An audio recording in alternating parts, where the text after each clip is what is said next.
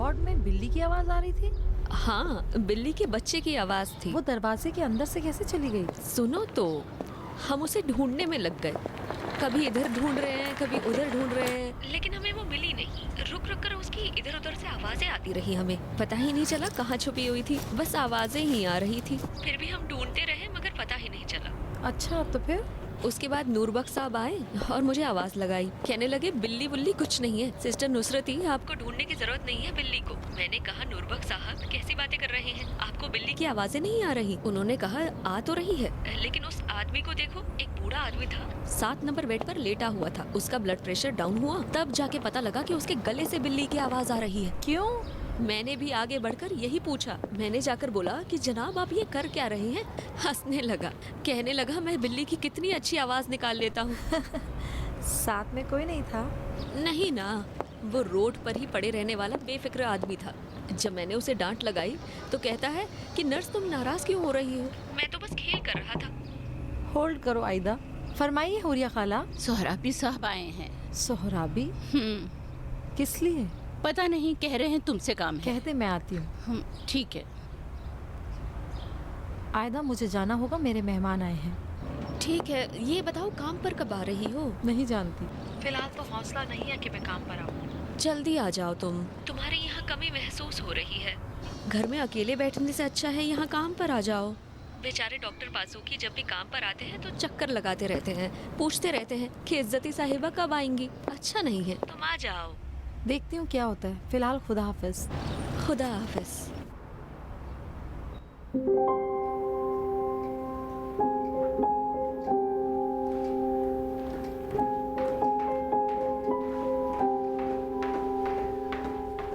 सलाम महबूबा साहिबा। सलाम सोहराबी साहब, खुशामदीद।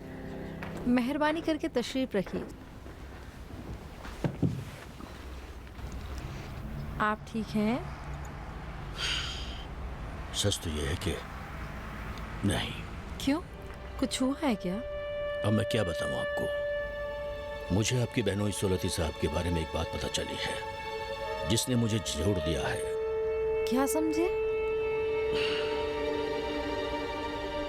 इन्होंने फैक्ट्री के एक कॉन्ट्रैक्टर की दस्तखत और स्टैंप की नकल करके चेक अपने अकाउंट में डाल लिया है।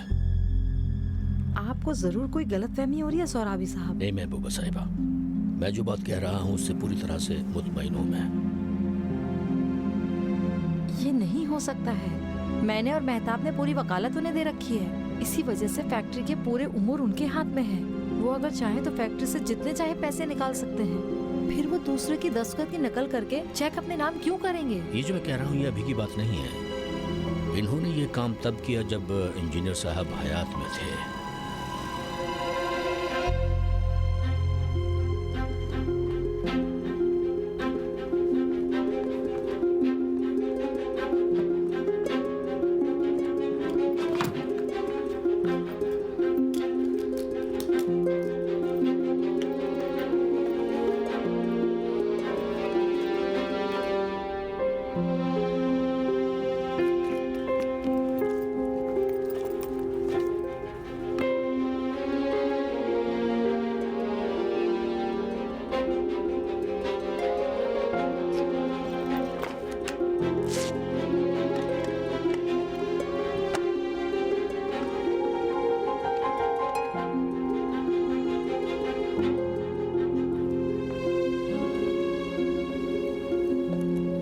सोहराबी साहब क्या कह रहे थे?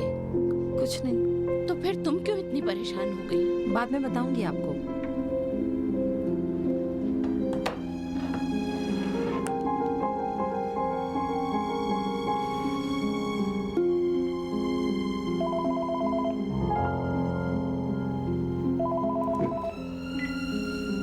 सलाम महबूबा बहन। सलाम मेहताब, ठीक हो?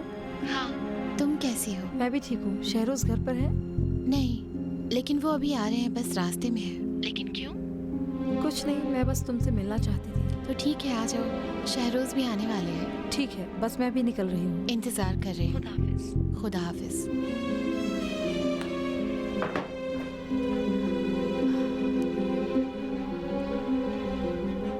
तुम बताओ बताओगी नहीं क्या हुआ है महबूबा? तुम मुझे डरा क्यों रही हो? पहले मुझे इत्मीनान कर लेने दीजिए, उसके बाद बताऊंगी आपको। किस बारे में इत्मीनान करना चाहती हो?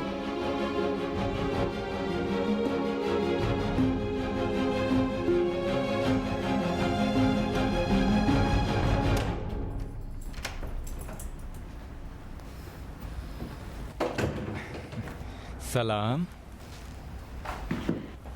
सलाम, कैसे हो तुम? शुक्रिया। तुम ठीक हो? हाँ, हमारे बच्चे का क्या हाल है? महबूबा आ रही है। अच्छा, किस लिए? बस ऐसे बोले कि मिलने आ रही हूँ। अगर पता होता तो मैं नहीं आता। क्यों? यानी अगर मुझे पता होता कि तुम घर में अकेले नहीं रहोगी तो फैक्ट्री में रुक के वहाँ का काम निपटा लेता। क्या बात है, फैक्ट्री में आप इतने उलझे रहते हो, इतने तो अबू भी नहीं रहा करते थे। हाँ, ये तो है। तुम्हारे अब्बू का सब चीज़ पर कंट्रोल था। मुझे और अपने अब्बू को एक जैसा मत समझो। मैं काम के मामले में अभी बच्चा हूँ, इस मामले में उनके पाँव की धूल भी नहीं हूँ।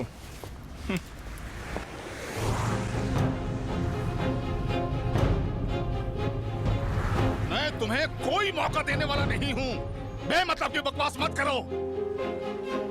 वही जो मैंने कहा तुमसे, कल पूरा का पूरा पैसा अकाउंट में डालना होगा। यही है आखिरी बात।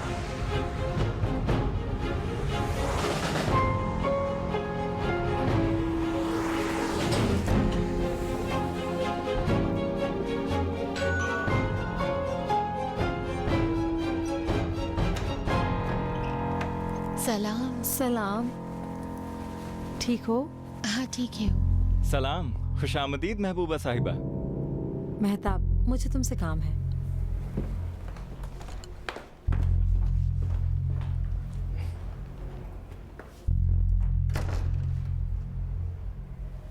क्या हुआ?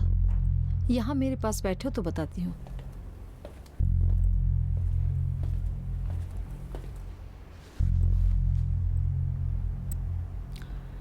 आज सोहराबी साहब मेरे पास आए थे। वो किस लिए? वो फैक्ट्री की कुछ बातें बताने मेरे पास आए थे।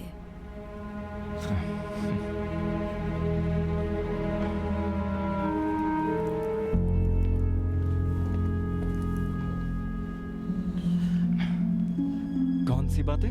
जरूर कहा होगा कि मैं वहाँ काम नहीं करता हूँ और फैक्ट्री की पोजीशन बहुत खराब है, और आपने भी सारी बातें फौरन मान ली होंगी, है ना? महबूबा जान, तुम तो जानती हो सोहराबी साहब को ये अच्छे नहीं लगते थे, क्योंकि अब्बू ने उनकी जगह शहरोज को रख दिया था। यकीन करो वो झूठ बोल रहे होंगे। मुझे नहीं पता कि सोहराबी ने मेरे बारे में आपसे क्या कहा महबूबा साहिबा, लेकिन मैं अपनी पूरी कोशिश कर रहा हूँ कि फैक्ट्री का काम पहले के जैसा ही तुम चलता तो रहे। बयानाती साहब को जानते होगे ना? हाँ, लेकिन क्यों? सोहराबी साहब ने कहा कि उनके 75 लाख के एक चेक को, जिसे अब्बू ने इशू किया था, उनके दस्तखत की नकल करके तुमने वो पैसे अपने अकाउंट में डाल लिए। सोहराबी ने गलत बातें बोली हैं इस बारे में। मतलब वो झूठ बोल रहे हैं? हाँ, बिल्कुल झूठ बोला है। मेरा बयानाती का जाती लेन देन था। जब उन्होंने चेक लिया तो उसी चेक के पैसे को मेरे पर्सनल अकाउंट में डाल दिया। मतलब ये कि तुम्हें 75 लाख पर्सनली तौर पर बयानाती साहब से लेने थे और तुम्हारा कर्जा था उन पर? हाँ, कुछ मेरा उधार था उन पर और कुछ मैंने उनसे उधार लिया। लेकिन ये सब सवाल क्यों किया जा रहा है? माफ कीजिएगा महबूबा साहिबा, लेकिन ये मेरा और बयानाती का पर्सनल मामला है जिससे किसी को मतलब नहीं होना चाहिए। मेरे पास बयानाती साहब का नंबर है, लेकिन उन्हें फोन नहीं किया है। सोहराबी साहब ने मुझे बताया कि मेरे अब्बू ने तुम्हारी इज्जत रखते हुए उन्हें ये नहीं बताया कि तुमने दस्तखत की नकल करके पैसे निकाल लिए हैं। लेकिन तुम अगर अभी भी झूठ बोलते रहोगे तो मैं उन्हें अभी फोन करती हूँ।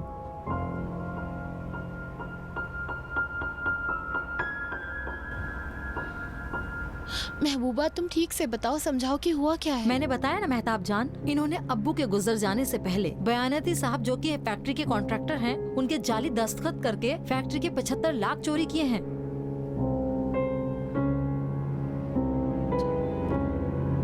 क्यों शहरोज? किस लिए किया? इसलिए कि जुए की बुरी लत को जारी रख सके। तुमने ये पैसे क्यों चुराए? बात करो शहरोज। मुझ पर उधार था। 75 लाख का कर्जा किसका था तुम पर? जुए में उधार कर बैठे? तुमने फिर से शुरू कर दिया शहरोज। नहीं, नहीं मेहताब, मैं बहुत पहले से ही जुआ छोड़ चुका हूँ। ये उधार मेरा पिछले साल का था। अगर मैं अपना चेक कैश नहीं करने देता तो वो लोग मुझे जेल भेज देते। अब्बू ने जब तुम्हारी चोरी पकड़ी तो यही बात बोले थे? क्या अब्बू समझ गए थे कि तुम जुआरी हो? मैं जुआरी नहीं हूँ, बहुत पहले ही मैं छोड़ चुका हूँ। क्या अब्बू को पता चल गया था कि शहरोज ने चोरी की है? अब्बू को क्या बोले थे शहरोज? बताया था कि ये पैसा क्यों चोरी किया? मैंने उनसे कहा था कि एक दोस्त को उधार दिया है। हाँ, और अब्बू भी मान गए? क्या अब्बू को मरने से पहले पता चल गया था कि शहरोज जुआ खेलता है? नहीं जानती मेहताब बहन, नहीं जानती। नहीं, उन्हें पता नहीं चला। वो मुझसे नाराज और मुझ पर गुस्सा हुए, लेकिन बाद में वो मान गए कि मैंने वो पैसा किसी को उधार दिया है। क्या फर्क पड़ता है मेहताब? जब तुम्हें पता चला था तभी अब्बू को बता दिया होता, या जब मुझे पता चला था तब मुझे अब्बू को बता देना चाहिए था। मुझे तुम्हारी बात नहीं माननी चाहिए थी। इस जुआरी से हमदर्दी नहीं दिखानी चाहिए थी। मैं जुआरी नहीं हूँ, छोड़ दिया है मैंने। ये कर्जा भी बहुत पहले का है, 1 साल पहले का है ये। तो मतलब उस रात की दावत में अब्बू इसी वजह से नाराज दिख रहे थे, है ना? हाँ, उसी रात जब मैं घर पर पहुंची तो अब्बू फोन पर इसी से बात कर रहे थे। जब मैंने पूछा तो उन्होंने कहा कि मैं एक फैक्ट्री के कॉन्ट्रैक्टर से बात कर रहा हूँ। लेकिन आज मैंने अब्बू का मोबाइल चेक किया, समझ में आया कि इसी से बात कर रहे थे। वो बहुत गुस्से में थे और इस पे चिल्ला रहे थे। वो इतने गुस्से में थे कि जब फोन बंद किया तो उन्हें दिल का दौरा पड़ गया। मुझे उन्हें दवा देनी पड़ी और शायद दूसरे दिन फैक्ट्री में इसी से झगड़ा हुआ होगा, जिसकी वजह से उन्हें हार्ट अटैक आ गया। नहीं, ये आपकी गलत फहमी है। हुसैन साहब ने मुझे माफ कर दिया था। मुझसे उन्होंने कहा कि जब भी तुम्हारे दोस्त ने तुम्हें पैसे लौटा दिए तो उसे फैक्ट्री के अकाउंट में लौटा देना। उन्होंने कहा कि किसी को भी इस बात की भनक नहीं लगनी चाहिए, इसलिए उन्होंने एक दूसरा चेक बनाया और बयानाती को पैसा दे दिया।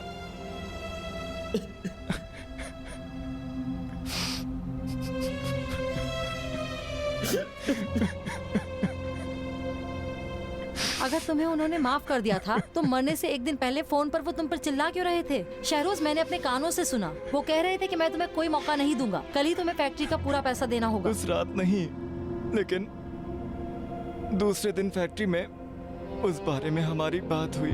उन्होंने मुझसे वादा लिया कि मैं सुधर जाऊंगा और इसकी तलाफी करूंगा। मैंने भी उनसे वादा किया और पूरी जिंदगी अपने वादे पर कायम रहूंगा। महबूबा साहिबा, आप यकीन करें, हुसैन साहब ने आखिरी वक्त में मुझे माफ कर दिया था।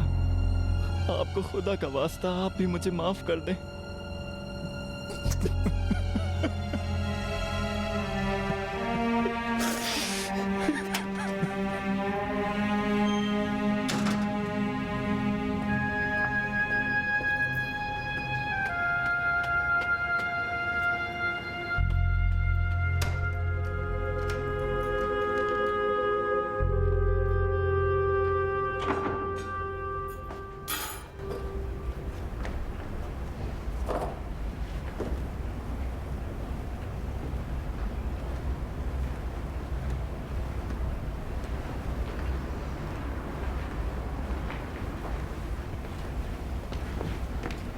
सलाम।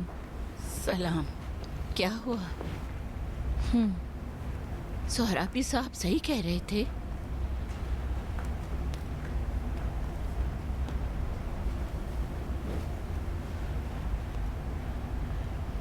तुम बात क्यों नहीं कर रही हो महबूबा? हाँ, शहरोज ने क्या कहा? कहने को था क्या, रोने लगा, कहा माफ कर दो। जो पैसे उसने चुराए थे उसका क्या किया? जुए में हार गया। जुए में? उसने जुआ खेलना शुरू कर दिया? पहले से ही था हुरिया खाला। ये तुम क्या कह रही हो महबूबा? मेहताब को शादी के 1 साल बाद पता चला कि शहरोज जुआ खेलता है। उसी वक्त उसने मुझे बताया था। फिर तुमने हमें क्यों नहीं बताया? उस वक्त भी आज की तरह रोने लगा और कहने लगा, अब जुआ नहीं खेलूंगा। मेहताब ने भी मुझे कसम दी थी कि मैं किसी को ना बताऊं। तुमने बहुत बड़ी गलती की है महबूबा, बहुत बड़ी। उसने मेहताब को धोखे में रखकर उसे बहलाया था। तुम ऐसी गलती कैसे कर बैठी? इसके अलावा तुमने मरहूम हुसैन साहब को, इस सोलती जैसे आदमी को, फैक्ट्री के माली उमूर का डायरेक्टर बनाने के लिए मजबूर क्यों किया? तुम तो जानती थी वो जुआरी है, फिर तुमने ऐसा क्यों किया? मैंने भी ये सोचा उसने जुआ छोड़ दिया और वो भला आदमी बन गया है।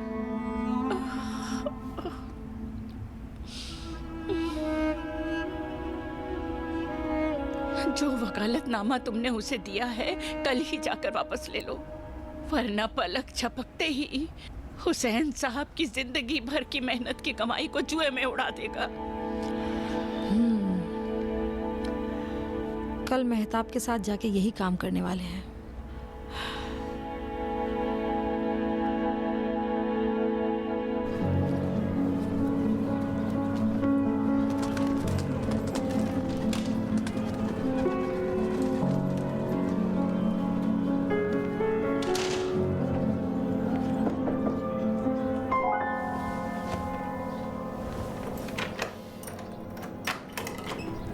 सलाम। सलाम। कैसे हो बीजन? ये होटल वाला कैसा आदमी है? ऐसा कैसे करता है? कैसा है? इसने मुझे तुम्हारे साथ 10 बार देखा और फिर भी पूछता है कि किससे काम है। ये बताओ अनुष, तुम्हारे पास कुछ माल मसाला है? तुमने सब खत्म कर दिया? हाँ, सुबह को आखिरी था, ले लिया। खुद को संभालो बीजन, तुम पैसों की वजह से नहीं कह रहा हूँ, क्योंकि मुझे तुम्हारी फिक्र है, इसीलिए कह रहा हूँ। मेरी तबीयत ठीक नहीं है, सर में दर्द हो रहा है। तुमने खुद जाकर क्यों नहीं ले लिया? मैंने तो तुमसे कहा था कि पार्क के उस तरफ बहुत सारे लोग बेचा करते हैं। क्या तुम कल मेरे लिए पैसा लाने वाले नहीं थे? मैं बिल्कुल भूल गया था यार।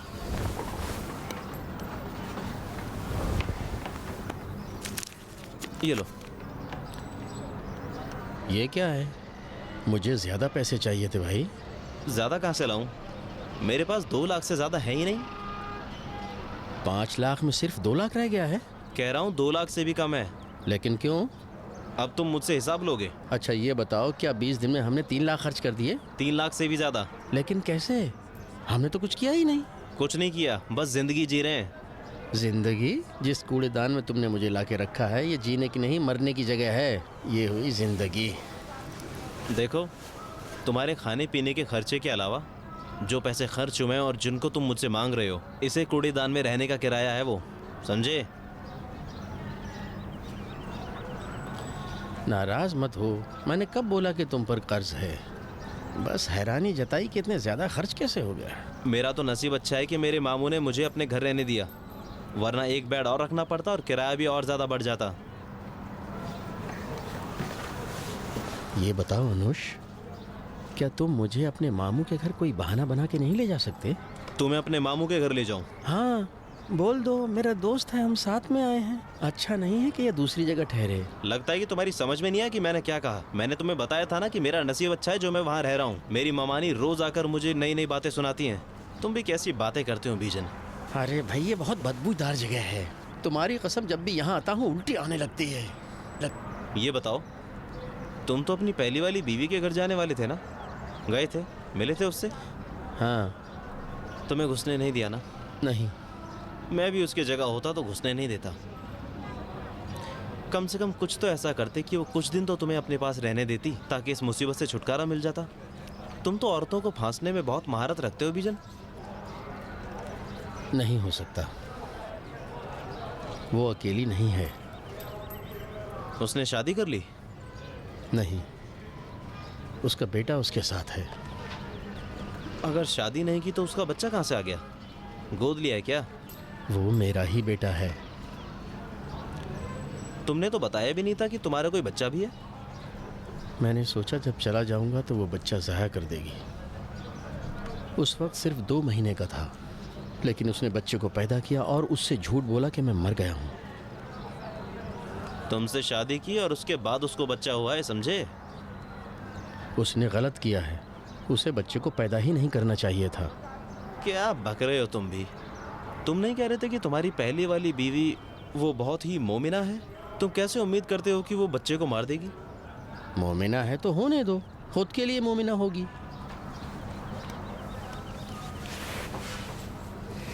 जब मैंने उसको वकालतनामा दिया कि वो तलाक ले सकती है, मतलब मुझे बच्चा नहीं चाहिए, उसे भी मेरा बच्चा पैदा नहीं करना चाहिए था। अब इन सब बातों को छोड़ो बीजन। अब हमें कोई बुनियादी काम करना होगा। अभी जो हमारे पास पैसा है वो खत्म होने वाला है। हमारे पास भीख मांगने के अलावा कोई चारा नहीं है। रात में हमें रोड पर जाकर सोना होगा। बुनियादी सोच वही है जो मैंने बताई है। हमें मलेशिया वापस जाना होगा। तुम्हारा दिमाग काम नहीं कर रहा है क्या? हमें निकाला गया है, किस तरह हम मलेशिया जाएंगे?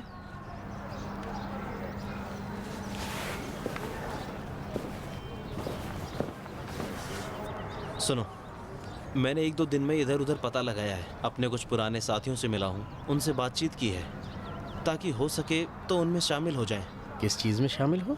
उनके साथ ड्रग्स की स्मगलिंग करने लगे? और कोई रास्ता भी तो नहीं बचा है बीजन। क्या मलेशिया में हमने ऐसे ही शुरू नहीं किया था? यहाँ भी ऐसे ही शुरू करके ऊपर उठ सकते हैं आराम से। मुझे तुम्हारे बारे में तो नहीं मालूम, लेकिन मेरा प्लान तो कुछ और ही है। मैं किसी तरह से कोशिश करूंगा कि डुप्लीकेट पासपोर्ट बनाकर यहाँ से मलेशिया के लिए निकल जाऊँ। मैं वहाँ पर गुलाम को किसी भी तरह अपनी 8 साल की मेहनत और कमाई हड़पने नहीं दूंगा। मेरी जो भी कमाई है मैं उसे ज़बरदस्ती वसूल कर लूँगा, और जो बातें उसने मुझे सुनाई थी उसका भी जवाब उसे दूंगा। मैं कह रहा हूँ गुलाम ने हमारा भांडा नहीं फोड़ा था। अच्छा, और पुलिस ऐसे ही सूंघती हुई हमारे घर पर आई और छापा मारा और हमें ले गई? नहीं, लेकिन ये गुलाम का काम नहीं था। मुझे पूरा यकीन है कि ये काम उस चीनी का है जिसका क्या नाम था, जून। उसी ने हमारी शिकायत की थी, मुतमईन हूँ।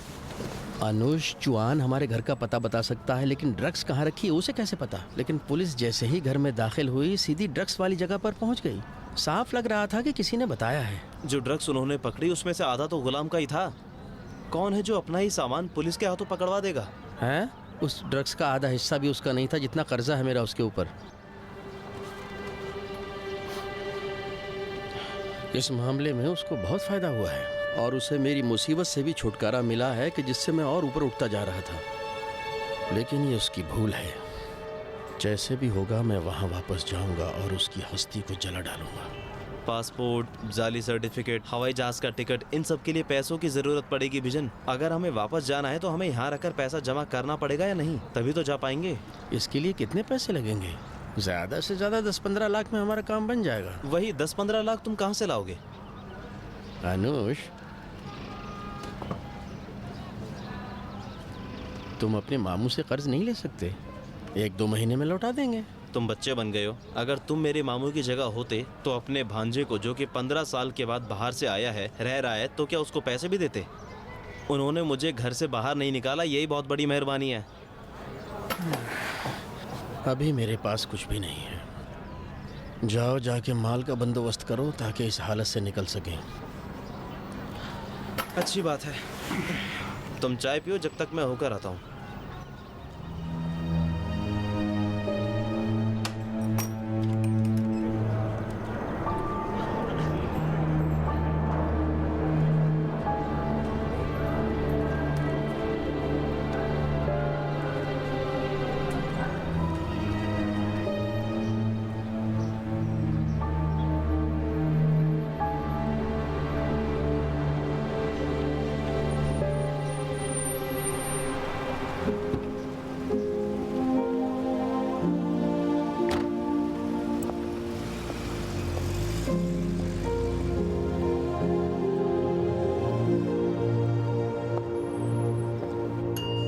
आप बैठिए, मैं देखती हूँ।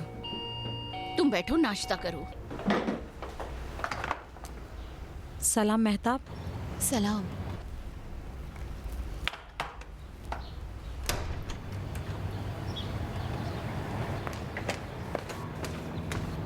तुम क्यों चली आई? मैं अभी तुम्हारे ही पास आने वाली थी। नाश्ता किया? चलो साथ में करते हैं।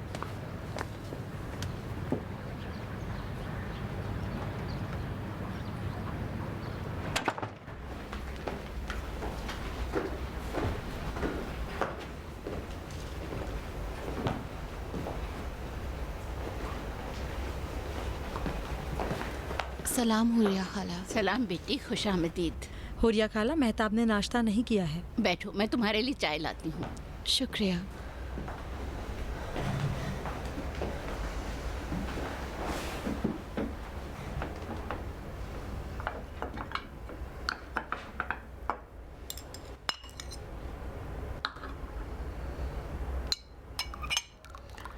मेरे आने तक इंतजार क्यों नहीं किया तुमने? कल रात बिल्कुल नहीं सो पाई मैं। शहरोज पूरी रात रोते रहे। मगरमच्छ के आंसू बहाना इसी को कहते हैं, यकीन मत करना। नहीं महबूबा, वाकई में वो शर्मिंदा है। इन बातों से तुम्हारा मतलब क्या है? कब तक शहरोज की बातों से धोखा खाती रहोगी? सच में इस आदमी के साथ जिंदगी नहीं गुजारी जा सकती। जितनी जल्दी हो सके इससे अलग हो जाओ। ये क्या कह रही हो महबूबा बेटी? मेहताब पेट से है, कैसे अपने शौहर से अलग हो सकती है? क्यों नहीं हो सकता? मैंने कल रात इस बारे में पढ़ा है। शरई और कानूनी तौर पे हामला औरत का तलाक सही है। मेरी बच्ची, जब तक शहरोज इजाजत नहीं देगा तब तक ये तलाक नहीं ले सकती। इस बारे में भी मैंने सोचा है। उससे कहूंगी जो उसने 75 लाख लिए हैं उसे रख ले। इससे ज्यादा भी जरूरत पड़ी तो उससे कहूंगी ले ले और तलाक दे दे। अगर वो तैयार नहीं हुआ उसकी शिकायत करेंगे और चोरी के इल्जाम में उसे जेल भेज देंगे। देखो महबूबा बेटी, न तो मैं न तुम इसकी तरफ से फैसला नहीं ले सकते हैं। ये इसकी जिंदगी है, इसका फैसला ये लेगी या इसका शौहर। हम इसे इस तरह की सलाह नहीं दे सकते। मैं शहरोज से तलाक नहीं लेना चाहती। मैं उन्हें एक और मौका देना चाहती हूँ। सच में वो शर्मिंदा है महबूबा। ये इंसाफ नहीं होगा। अच्छी बात है, उसे मौका देती रहो और भी मौका देती रहो और हो सके तो सारी जिंदगी उसे मौका देती रहो। हुरिया खाला के बकौल ये तुम्हारी जिंदगी है। लेकिन अभी नाश्ता करने के बाद मेरे साथ चलो रजिस्ट्रेशन ऑफिस। शहरोज की अथॉरिटी वापस लेनी है। नहीं महबूबा, ये काम नहीं करना चाहिए। ये काम नहीं करना चाहिए? देखो महबूबा जान, अगर अभी हम शहरोज को फैक्ट्री से निकाल देंगे तो वहाँ का काम कौन संभालेगा? सरपरस्त के बगैर फैक्ट्री तो नहीं चल सकती ना। तुम फिक्र मत करो, सोहराबी साहब से रिक्वेस्ट करूंगी कि वो जाके फैक्ट्री का काम संभाल लें। शहरोज की इज्जत चली जाएगी। तो जाने दो उसे। जो ऐसी गलती करेगा उसे भुगतना ही पड़ेगा। इस तरह उसकी जिंदगी बर्बाद हो जाएगी महबूबा। कैसी जिंदगी मेहताब बहन, अपनी आँख खोलो तुम। अब वक्त आ गया शहरोज के साथ बदतर जिंदगी से छुटकारा पाने का। मेहताब बेटी, अगर तुम शहरोज को माफ करके उसके साथ जिंदगी गुजारना चाहती हो तो कोई बात नहीं, क्योंकि वो इस बच्चे का बाप है। लेकिन ये बिल्कुल सही नहीं होगा कि वो फैक्ट्री में रहे। अगर वो वहाँ रहेगा तो तुम्हारे अब्बू की जिंदगी भर की कमाई को लुटा देगा। क्या तुम ये चाहोगी कि तुम्हारे अब्बू की रूह कब्र में तड़पती रहे? मैं भी इसीलिए कह रही हूँ कि शहरोज को फैक्ट्री से नहीं निकालना चाहिए। मरने से पहले अब्बू ने शहरोज को माफ कर दिया था। अभी अब्बू की रूह भी यही चाहती होगी कि हम उसे माफ कर दें। किसने ऐसा कहा? शहरोज सौलती बहुत बड़ा झूठा आदमी है। क्या अब्बू ने माफ कर दिया वाली बात पर तुम्हें यकीन आ गया? अगर उन्होंने माफ नहीं किया होता तो बयानाती का पैसा नहीं दिया होता। अगर उन्होंने माफ नहीं किया होता तो उस रात हमारे घर दावत पर नहीं आते। अगर उन्होंने माफ नहीं किया होता तो मुझे सब कुछ बताकर शहरोज की इज्जत खराब कर दी होती। अगर माफ नहीं किया होता तो शहरोज को जेल भिजवा देते महबूबा। जब अब्बू ने शहरोज को एक मौका दिया तो हमें भी उसे एक मौका देना चाहिए।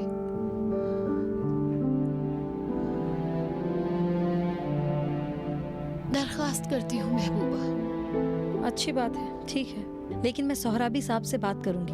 उनसे कहूंगी कि फैक्ट्री के तमाम कामों पर नजर रखें। तुम भी शहरोज से कह दो कि सिर्फ वो तुम्हारी खातिर फैक्ट्री में रह सकता है। सिर्फ दिखावे का वो इंचार्ज रहेगा ताकि उसकी इज्जत न जाए। और सोहराबी साहब की इजाजत के बगैर फैक्ट्री में छोटे से छोटा काम भी नहीं कर सकता है और अकाउंट से एक पैसा भी नहीं निकाल सकता है। ठीक है, ये सब मैं शहरोज को बता दूंगी। लेकिन तुम भी सोहराबी को बोल देना कि इस चीज की किसी को खबर ना हो। वो शहरोज की इज्जत से ना खेले।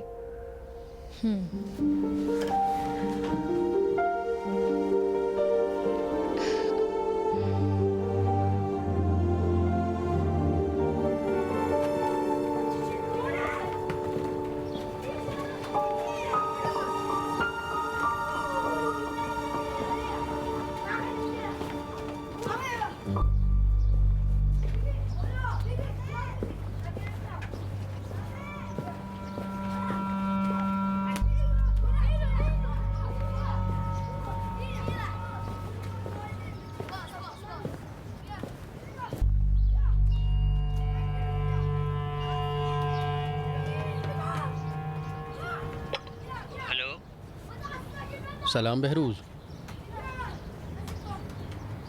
बीजान, तुम हो? हाँ मेरे दोस्त, ठीक हो?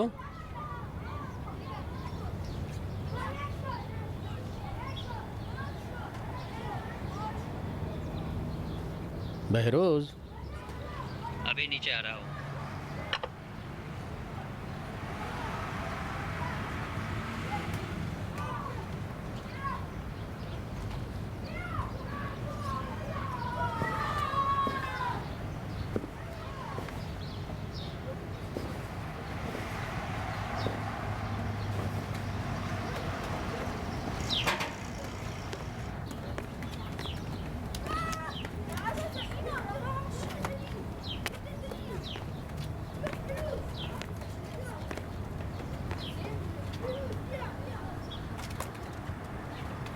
सलाम बहरोज जान। सलाम।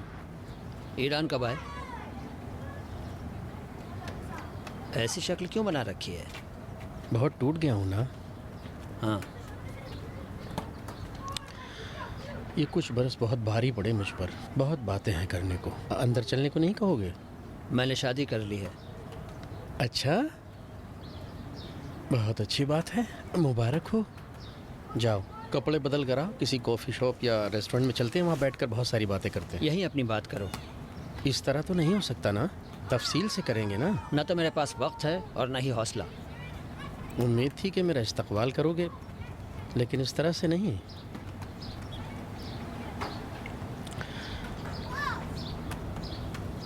बहरोज, मैं बहुत ही परेशानी में हूँ।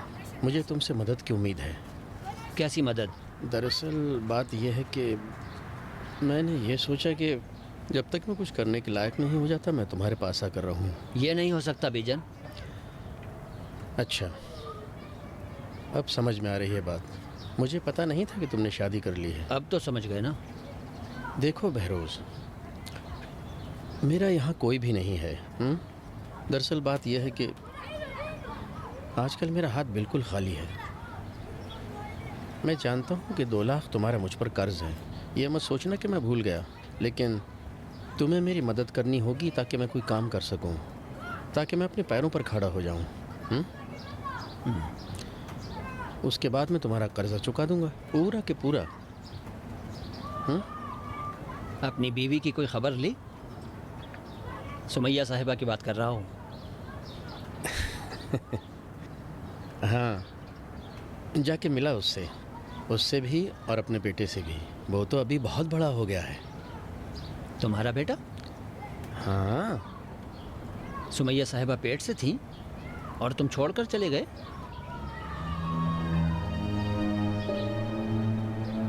हाँ, लेकिन मुझे पता ही नहीं था। यानी उसने मुझसे कुछ नहीं कहा था। जब मैं कनाडा पहुंचा तब मुझे पता चला, इसीलिए मैं जल्दी लौटना चाहता था, लेकिन मेहरी और उसकी माँ ने आने नहीं दिया। मेरे खिलाफ जाल बुन के मुझे जेल में डलवा दिया। तुम्हारे लिए जाल बुना था? हाँ, मुझे पता ही नहीं चला उन्होंने मेरे बैग में ड्रग्स रखवा दी थी। तुम अपनी झूठी बातों से मुझे बहलाने की कोशिश मत करो बेजान। तुम्हारे जाने के 7-8 महीने बाद उसी नंबर पर फ़ोन किया जो तुमने दिया था, उसी 2 लाख कर्जे के लिए। लेकिन उस वक्त मेहरी ने फ़ोन उठाया। उसने सब बताया कि उन माँ बेटियों के साथ तुमने क्या क्या नहीं किया। तुम बहुत ही बेगैरत हो बीजन। तुम अपनी उस बीवी को जिसके पेट में तुम्हारा बच्चा पल रहा था छोड़कर कैसे जा सकते थे? हैं? बहरोज साहब। हाँ बोलो बेगम। कहाँ चले गए? अपने दोस्त को ऊपर क्यों नहीं ला रहे? वो चला गया। मुझे वो बहुत ही नापसंद था, इसलिए मैंने उसको ऊपर आने के लिए नहीं बोला। क्यों? वो था कौन? ऊपर आकर बताता हूँ तुम्हें।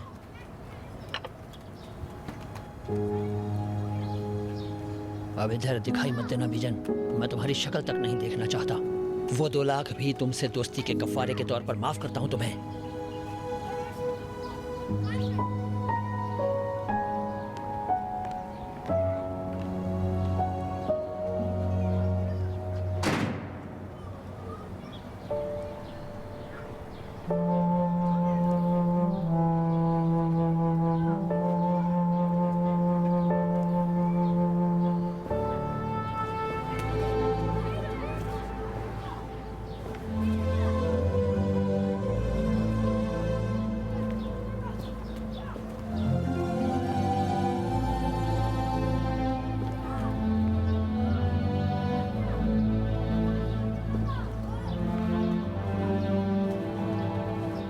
किस पेशेंट की बात कर रहे हो?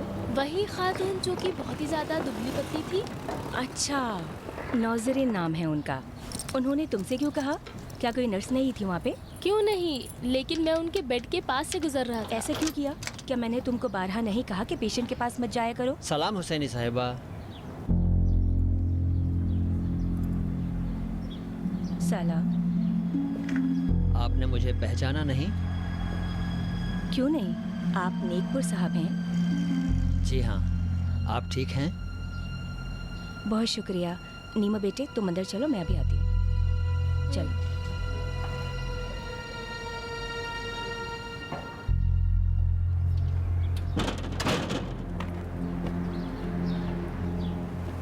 आपका यहाँ कैसे आना हुआ? बीजन आपके पास आया था? जी हाँ, उसने आपको यहाँ भेजा है? नहीं, मुझे तो मालूम भी नहीं था कि वो ईरान वापस आ गया है। आज जब वो मेरे घर पर आया तब मैं समझा। अलबत्ता मुझे कुछ और बातें भी पता चली जिसकी वजह से मुझे रंज हुआ। नीमा उसी का बेटा है ना?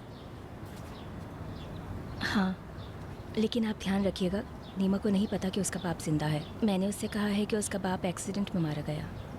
काश वाकई में मर गया होता। मुझे नहीं मालूम था जब बीजन गया तो आप पेट से थी। आपने उसे बताया था ना?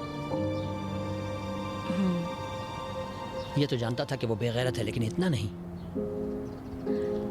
लेकिन वो आपके पास क्यों आया था? वो सोच रहा था कि फिर मेरे घर पर आकर वहीं रहेगा, लेकिन मैंने उसे रुकने नहीं दिया। उसने मुझे इधर उधर की कुछ बेकार की बातें बताई। मुझे लगता है कि आपसे भी वैसे ही कहा होगा उसने, ताकि आप उसकी झूठ बातों को सच मान लें और फिर से उसके साथ जिंदगी गुजारने लगे। मैं इन्हीं सब बातों को आपको बताने के लिए आपके पास यहाँ आया हूँ। उसके बारे में आप क्या जानते हैं?